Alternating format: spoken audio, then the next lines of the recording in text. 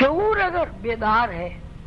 شعور کی لہریں اگر صحیح معنوں میں کام کر رہی ہیں، تو وہ آدمی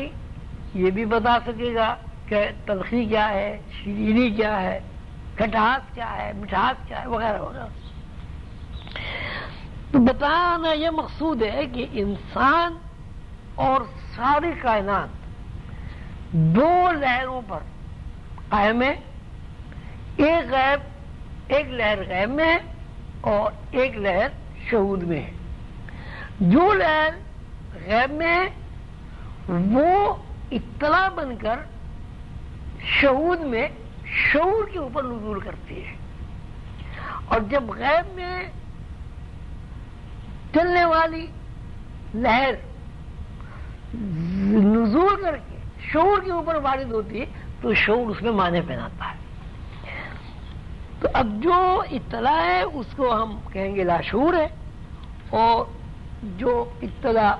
معنی کے ساتھ ہماری نظروں کے سامنے آتی ہے اس کو ہم یہ کہیں گے کہ وہ شعور ہے۔ اچھا، اب یہ صورت قانون یہ آپ کے سامنے آیا کہ یہ ساری کائنات دو لہروں پر قائم ہے، ایک لہر کا نام لاشعور ہے اور دوسری لہر کا نام شعور ہے۔ لیکن جب ہم شعور کے دائرے میں آتے ہیں تو وہاں ہم یہ دیکھتے ہیں کہ شعوری حرکات و سکنات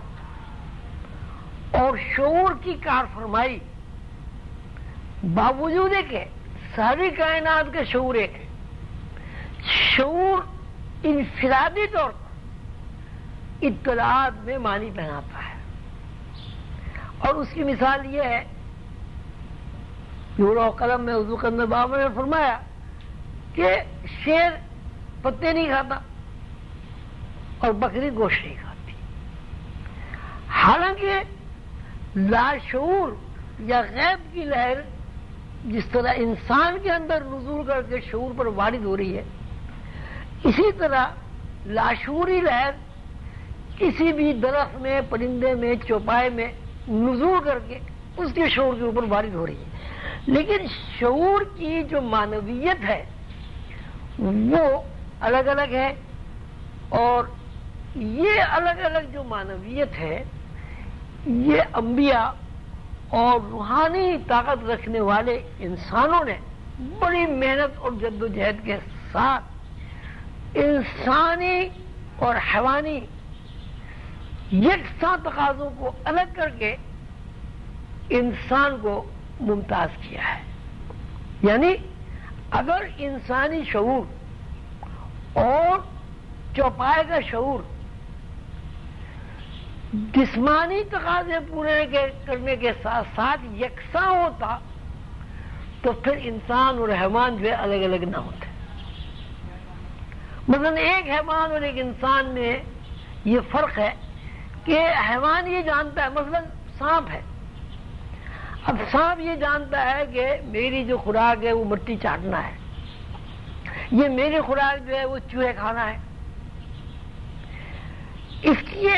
ساتھ ساتھ کبوتر یہ جانتا ہے کہ میری خوراک دانا چگنا ہے۔ کبوتر کو آپ نے کبھی مٹی چاٹتے نہیں دیکھا ہوگا۔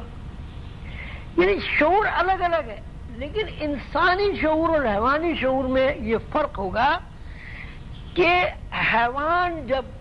تقاضا پورا کرتا ہے تو اس کے لیے ایک معین معنی مقرر ہو گئے۔ معین معنی مقرر ہونے کا مطلب یہ ہے کہ فطری طور پر جو اطلاع اس کو وصول ہو رہی ہے غیب سے، یا جو لہر کسی حیوان کے شعور میں نزول کر کے معنی کے ساتھ مظاہرہ بن رہی ہے، وہ انسانوں کی طرح تو ہو رہی ہے، لیکن جس طرح انسان معنی پہنانے میں شعوری اعتبار سے بہت زیادہ باصلاحیت ہے، اس طرح انسان کے علاوہ دوسری کوئی مخلوق اتنی زیادہ باصلاحیت نہیں ہے۔ یہی وجہ ہے کہ انسان اور حیوان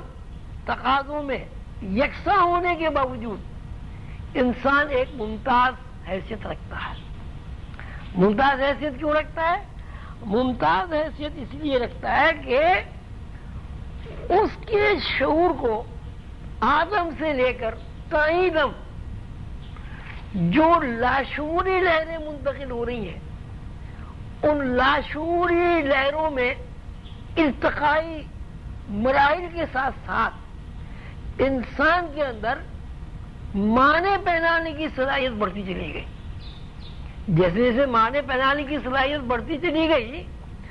اسی مناسبت سے انسان کا شعور بیدار ہوتا رہا اور انسان کی شعوری سطح بڑھتی رہی. اس کے برعکس انسان کے علاوہ دوسری جتنی بھی مخلوقات ہیں، لاشعوری لہریں اس کے اندر بھی منتقل ہوئی، اس کے شعور نے بھی معنی پہنائے، لیکن انسان اور حیوان کے شعور میں فرق یہ ہے کہ غیر انسان یا غیر آدم جو ہے وہ شعور کی ایک محدود اور معین مقداروں کا پابند ہے. مثلا وہ ایجاد نہیں کر سکتا. اب جیسے کوئی بھی آپ جانور لے لیں، اس سے آپ یہ توقع نہیں کر سکتے کہ وہ کوئی سائیکل ایجاد کر دے، کوئی برتن بنا لے، گھڑی ایجاد کر دے. جبکہ انسانی شعور آدم سے لے کے اب تک علمی اعتبار سے چونکہ حیوانات سے زیادہ ممتاز ہے، اس لیے اس نے علمی اعتبار سے نئی نئی راہیں کھول کر نئی نئی ایجادیں کی ہیں، اور یہ نئی نئی راہیں کھلنا ہی انسان کے لیے ارتقاء ہے. بکری آدم کے زمانے میں بھی تھی، بکری آج کے زمانے میں بھی ہے، لیکن 1 کروڑ سال پہلے بکری جس حال میں تھی آج بھی اسی حال پہ ہے. 1 کروڑ سال پہلے بکری اپنی زندگی کو قائم رکھنے کے لیے، اپنے تقاضے پورے کرنے کے لیے جو طریقہ کار اختیار کرتی تھی آج بھی کرتی ہے. لیکن جب ہم آدم کی اولاد کو دیکھتے ہیں تو ہم یہ دیکھتے ہیں کہ مختلف ادوار میں جیسے جیسے آدم کی شعوری صلاحیت اطلاع میں معنی پہنانے کی بڑھتی رہی، اسی حساب سے آدم ارتقائی مراحل سے گزرتا رہا.